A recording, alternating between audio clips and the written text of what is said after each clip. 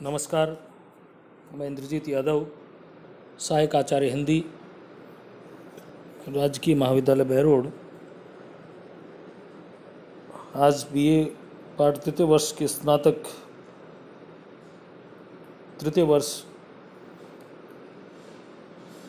हिंदी प्रथम प्रश्न पत्र की इस कक्षा में आपका स्वागत करता हूं। दोस्तों, हम प्रिय प्रवास के पदों का अध्ययन कर रहे थे, जिसमें हमने राधा के द्वारा जो संदेश कृष्ण के लिए पवन के माध्यम से भेजा जा रहा था, उसमें राधा जो संदेश दे रही है, उसमें पवन को बार बार वो समझा रही है कि रास्ते में कैसी कैसी परिस्थितियाँ आएंगी, किस तरह के प्राकृतिक सौंदर्य तुमको मिलेगा, किस तरह जीव मात्र की सेवा करना तुम्हारा धर्म होगा। किसी भी जीव को, प्राणी मात्र को आपकी वजह से परेशानी नहीं होनी चाहिए।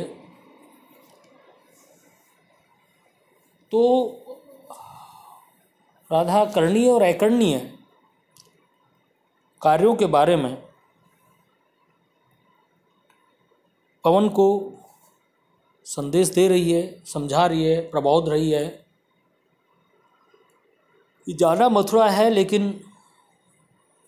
उसके अंतराल में जहाँ कहीं कोई शांत पथिक, कोई जीव मात्र किसी पीड़ा में, किसी परेशानी में हो, तो पहले उसकी वेदना का निस्तारण करना है।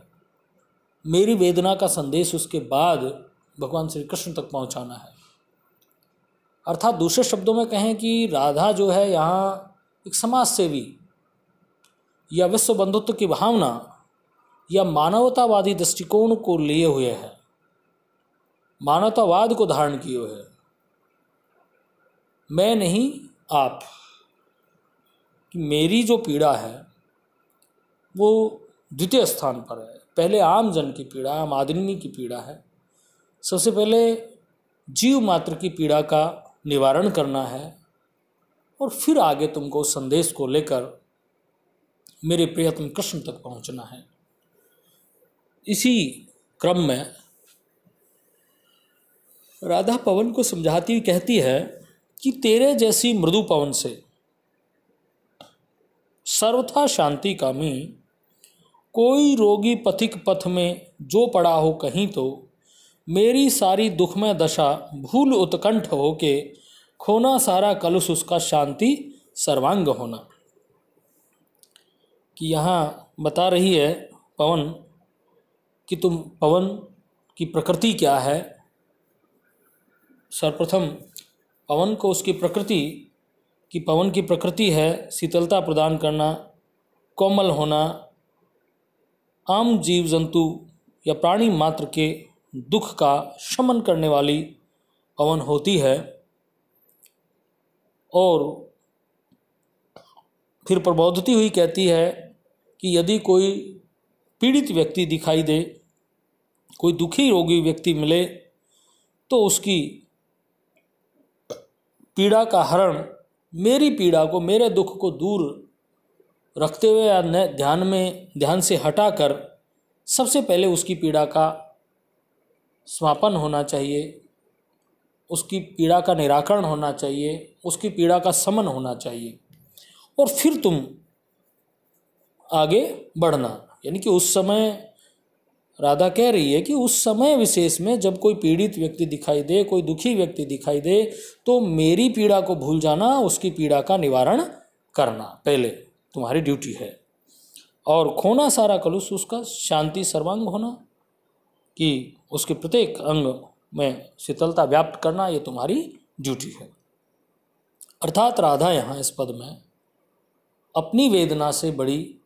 आम आदमी की वेदना को मान रही है, और पवन को प्रबोध रही है कि मेरी वेदना को भूलकर आम आदमी की वेदना का परिहार करना। कि जैसे करें तेरे जैसी मृदु पवन से, तेरे जैसी मृदु पवन से सर्वथा शांति कामी, कि तेरे जैसी जो अर्थात तू जो बहुत मृदु है, कोमल है और सर्वथा शांति कामी है, हमेशा ही शांति प्रदान करने वाली है। आम आदमी को, जीव मात्र को शांति प्रदाता है तू। कोई रोगी पथिक पथ में जो पड़ा हो कहीं, तो पवन को पहले तो उसकी प्रकृति बताई है कि तू बहुत कोमल है, तेरा स्पर्श बड़ा कोमल है और सर्वथा शांति कामी है, यानी कि हमेशा ही शांति पैदा करने वाली, शांति प्रदान करने वाली, यानी कि सभी दुखी जनों के लिए पवन जो है आनंद प्रदाता होती है, या पवन को प्राप्त करने की सबकी इच्छा रहती है, सभी इच्छा रखते हैं और वो बड़े शीतलता के साथ मंद मंद बहती है, मंथर गति से चलती है। वही कह रही, कोई रोगी पथिक पथ में जो पड़ा हो कहीं, तो और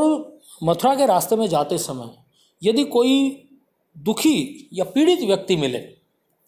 कोई परेशान व्यक्ति मिले, कोई रोगी पथ में मिल जाए तुमको, रास्ते में जाते समय कोई रोगी पथिक पथ में पड़ा हो, यानी कि तुमको मिल जाए उस रास्ते में कोई पथिक रोगी मिल जाए, तो फिर उस स्थिति में क्या करना है कि मेरी सारी दुखमय दशा भूल, कि मेरी सारी जो दुखमय दशा है, मेरी जो वेदना है, मेरी जो पीड़ा है, उस सबको तुम भूल जाना, उत्कंठ होके, यानी कि पूरी तरह तैयार होके या एक इच्छित भाव से, उत्कंठा से, एक इच्छा से उस रोगी के रोग का निवारण करना, उसकी पीड़ा का निवारण करना, उसकी पीड़ा को समाप्त करना, अर्थात उसकी पीड़ा को हर लेना। खोना सारा कलुष उसका, यानी कि उसकी सारी जो पीड़ा है, कलुष का मतलब यहाँ उसकी पीड़ा से होगा, उसकी वेदना से होगा, कि उसकी पीड़ा का हरण कर लेना, उसके प्रत्येक अंग में शांति सर्वांग होना, शांति आनंद प्रदान करना, सर्वांग सभी अंगों को, कि उसके सभी अंगों को शांति प्रदान करना, अर्थात उसको आनंद प्रदान करना। तो यह राधा पवन को किसी भी व्यथित या रोगी पथिक की पीड़ा के निवारण के लिए कहती है। नेक्स्ट है, कोई क्लांता कृषक ललना, खेत में जो दिखावे, धीरे धीरे परस उसकी क्लांतियों को मिटाना, जाता कोई जलद यदि हो, व्योम में तो उसे ला, छाया द्वारा सुखित करना तप्त भूतांगना को। यहाँ फिर आगे राधा पुनः पवन से कहती है कि हे पवन, इसी तरह मंद और शीतल गति से, शीतल और मंद गति से बहते हुए अगर कोई क्लांता कृषक ललना, कोई क्लांता थकी हुई परेशान, कृषक ललना किसान की बेटी खेत में जो दिखावे, यानी कि कोई कृषक ललना यदि तुझे खेत में दिखाई दे, जो परेशान हो, दुखी हो, पीड़ित हो, धीरे धीरे परस उसकी क्लांतियों को मिटाना, कि तेरा जो धीरे धीरे स्पर्श है, उस स्पर्श से उसकी क्लांति को, उसकी थकान को, उसकी थकावट को दूर कर देना, अर्थात दूसरे शब्दों में उसके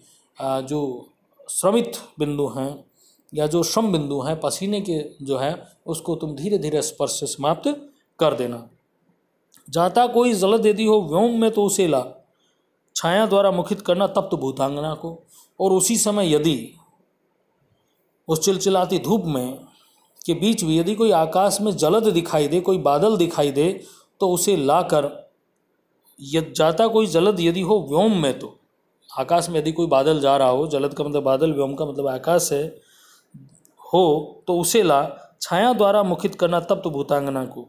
कि उस पर, उस भूतांगना, वो ललना, कृषक ललना जो काम कर रही है, उसके ऊपर लाकर उस व्योम को, उस बादल को छोड़ देना,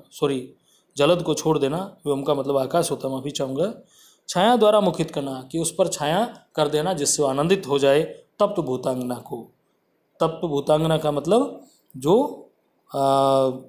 कृषक ललना है, जो परेशान है, जो दुखी है, जो उस धूप में तेज में जल रही है, उस पर बादलों को लाकर उसको शीतलता प्रदान करना, अर्थात उसे सुखपूर्ण स्तुति, सुख